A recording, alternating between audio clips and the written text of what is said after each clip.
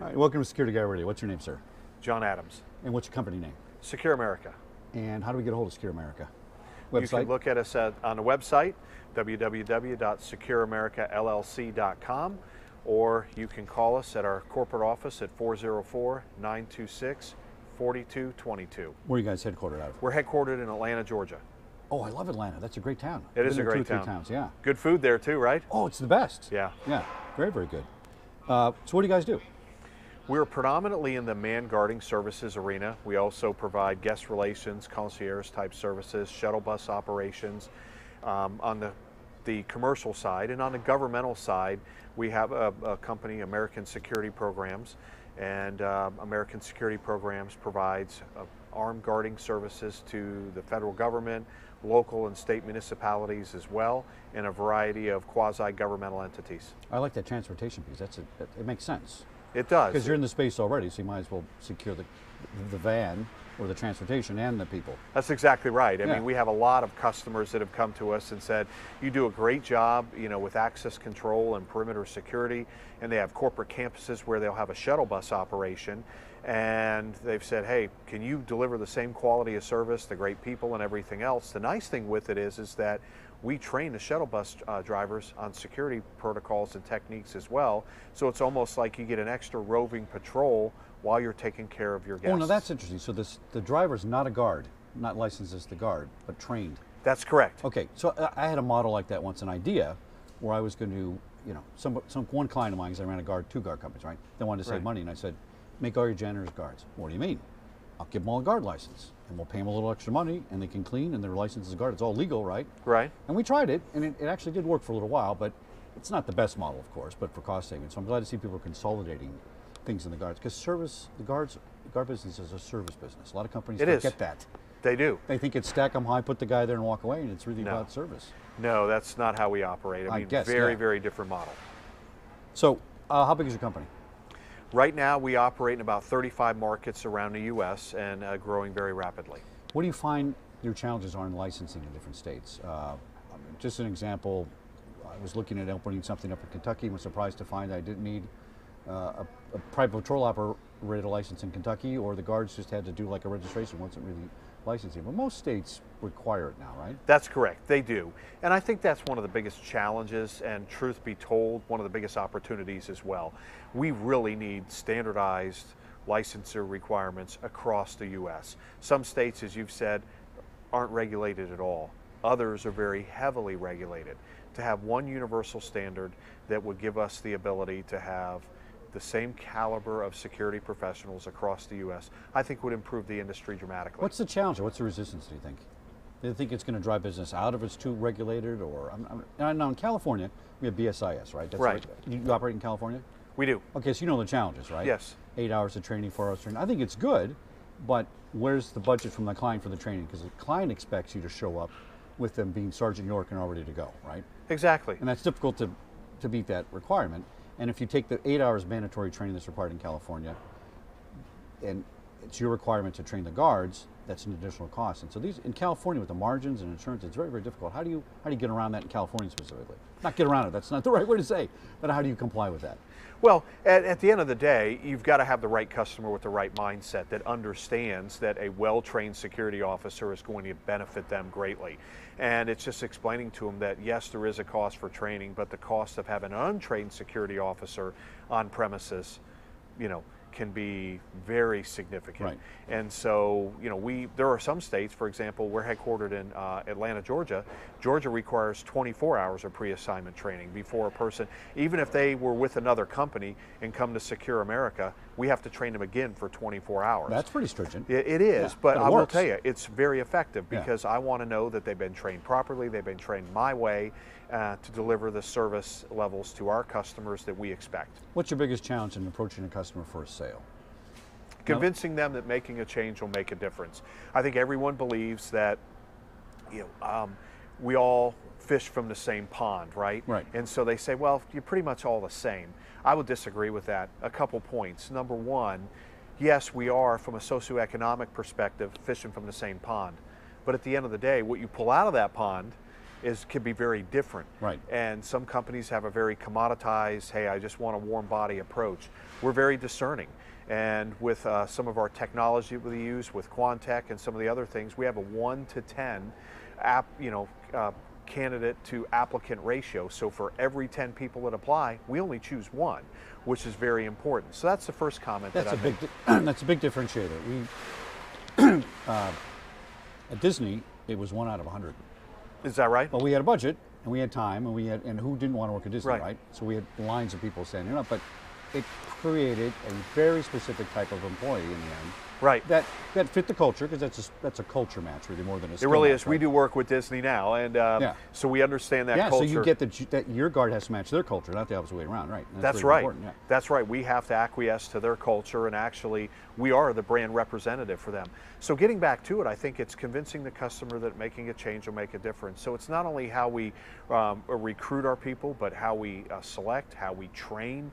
All of our training is instructor-led. It's not it's hands-on. It's didactic.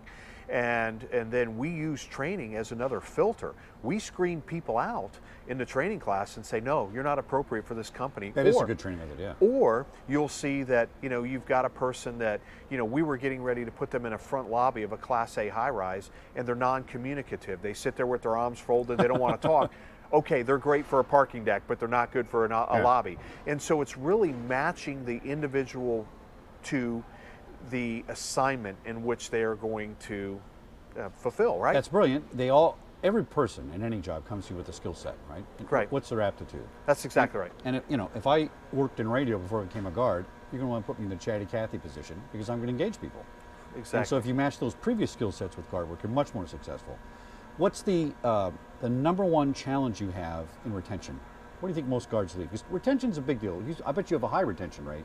We do. But it's still the guard business, so what do you do to kind of keep people working there? Recognition. Everyone thinks it's compensation. And it's not. It's I not would compensation. argue that it's not. I mean, we have a very, very high retention rate. And it's primarily because we recognize our people. Every single month with my company, we have a program called the 110% Club. Frank Argenbright, who's our founder, put this in place 30 years ago with one of his other companies. And so every single month, every employee in the company is scored based on attendance, appearance, performance, client commendations, and the like. You hit 110 points, you get a letter from me saying, congratulations, you're part of the 110% Club. And every year, at the end of the year, we hold a banquet for our associates. Now, imagine this. You have security officers that have been in the business for years. They've never been recognized, right? We want to catch you doing the right things. Right. Most companies want to catch you doing the wrong things. That's the model. That's right. That's and the we're wrong going to model. reward you for that. Yeah. And so what happens is that we bring them in. And we have a couple years ago, the theme was like the Oscars. You're our star performers. So we literally had the big bronze or gold statues up there. We had the red carpet. You see security officers coming in with a rented tux or a formal evening gown. They're bringing in their spouses, significant others, their family members to see them get recognized. Because look, let's face it. How many people at high school career day said, "I want to be a security officer"? Right. No one. Right? Pretty much. And yeah. so no one. And most people stumbled onto the industry. Well, now we're trying to teach them that this can be a profession. If you're a performer and you do great things, you can ascend to a higher level within our organization. What's interesting is most businesses would do the same thing, right? Almost every company I've worked with or for has employee recognition.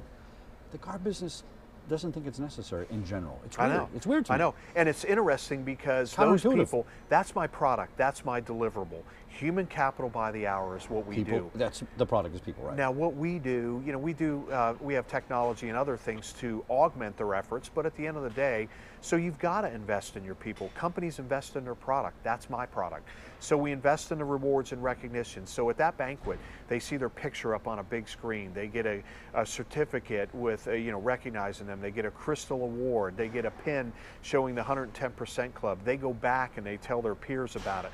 The thing that it does is it elevates everyone's performance around them. Oh, yeah. Because they're like, wow, tell me about that. What happened? And then so next year, maybe this year one guy at the site was there. Next year, 5 guys are there. Right, and if you're sitting next to the guy that just won an award, it's contagious. You get up the bar. Because you look exactly like you're sitting right. still doing nothing. It's contagious, Yeah. and so that's the model that we build. How are guards doing in the technology area? Because 5-6 years ago, 10% had a phone. Now 70% of them have a phone.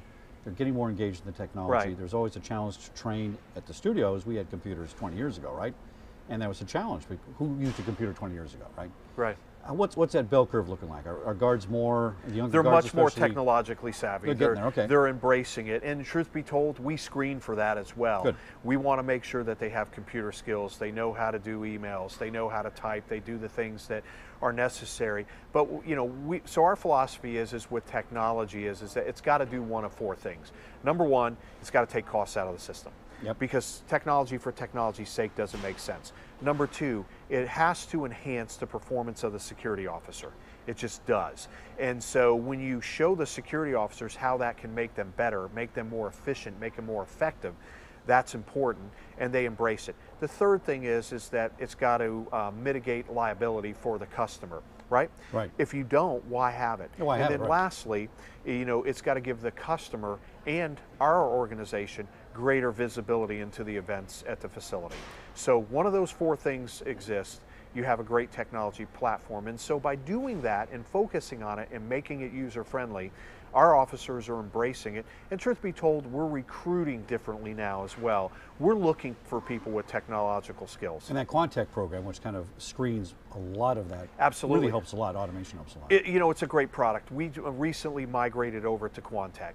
And again, people are our product. Right. So the visibility that it gives us up front in the recruiting process and some of the predictive screening tools that it has associated with it has been very valuable for us. And then we look at it from a trend perspective. Hey, what happened with this type of individual? How long have they stayed with us? And so it gives us the ability to start to develop better profiles for the type of people that we're bringing in our organization. Technology is where it's at. So here's the technology question. Last question. When are we getting robot security guards? Is it coming? I think at the end of the day, someone will bring that to market. But there's only so much a robot can do. It's people. It's a people product. People can make decisions that technology cannot. That's right. Right? We had a situation recently where, there was an individual at a distribution center. And one of our officers noticed that normal truck drivers have steel toe hard boots on. This person came in a pair of black Nike high tops. Robot's not going to catch that. Robot's not going to catch that. Right. Our security officer caught it and found out that this person was part of a major theft ring that was stealing millions of dollars worth of cargo, and we were able to thwart that crime. Tell me a robot that can do that. Right. It's not going to happen. Yeah. Technology and people, there will always be a balance. John, SecurAmerica, thank you very much. Website again?